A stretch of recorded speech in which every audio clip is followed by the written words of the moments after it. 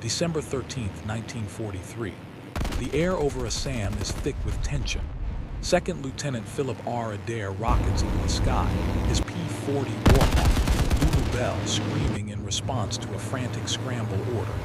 His eyes narrow, spotting what he believes to be 4 enemy aircraft. But as he closes the distance, his blood runs cold. It isn't 4 planes.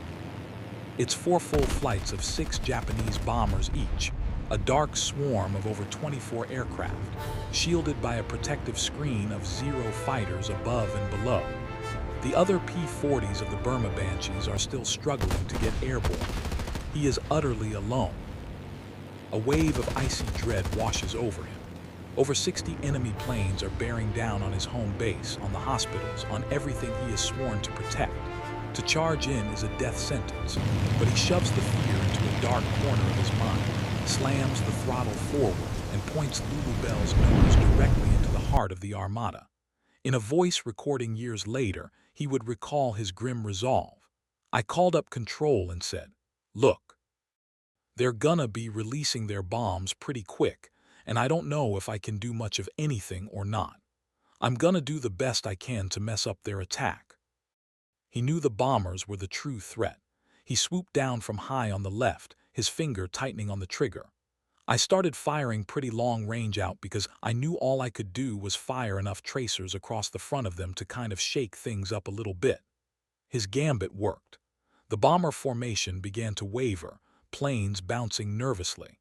He ignored the fighters, weaving around to the rear of the formation and singling out the last bomber.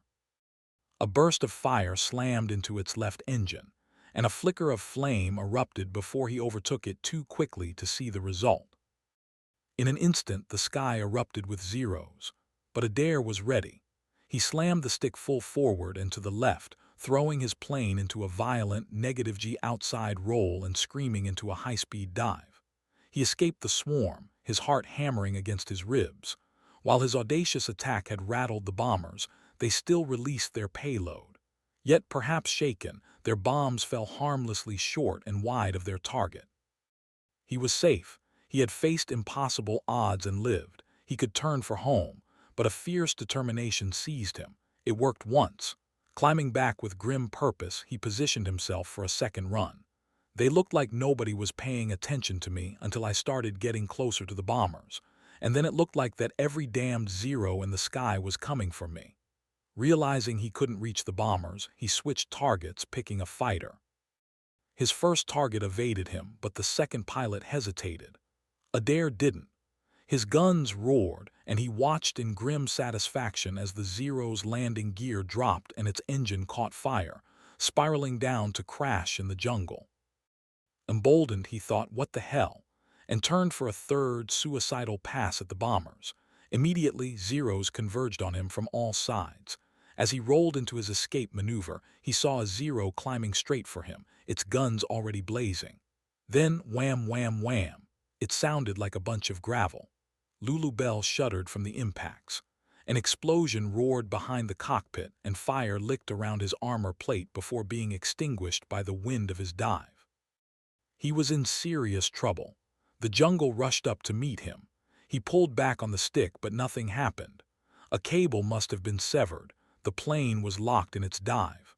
With both hands and all his strength, he fought the controls, yanking back until his muscles screamed, finally leveling out at the very last second. But his ordeal was far from over. The damaged plane was almost impossible to control, constantly trying to nose down into the jungle. As he struggled, he spotted a damaged, smoking Zero flying in the opposite direction. A fresh surge of adrenaline fueled him. So I hauled it around and came screaming up his rear end, get a dead bead on him, squeezed the trigger, and all I could hear was the pneumatic system recharging the guns. He was out of ammunition. He roared past the enemy, evading return fire, and fled. Nursing his crippled plane 100 miles from home, he prepared to bail out. Then a moment of genius struck. I'll just turn it upside down and see what happens. He flipped Lulubelle over and she flew true, even climbing. He lost count of how many times he repeated this bizarre maneuver, flying upside down until the engine sputtered, then righting it. but he miraculously guided her home. For his final approach, he released the landing gear while inverted, flipping her over at the last possible moment. Her white-trimmed wheels gently kissed the runway. It was Adair's 44th mission. He would later say, "For me, mission number 44 was my most exciting. After that, I was convinced that number 44 was my lucky number for challenging." 64 Japanese planes alone, 2nd LT. Philip R. Adair was awarded the Silver Star.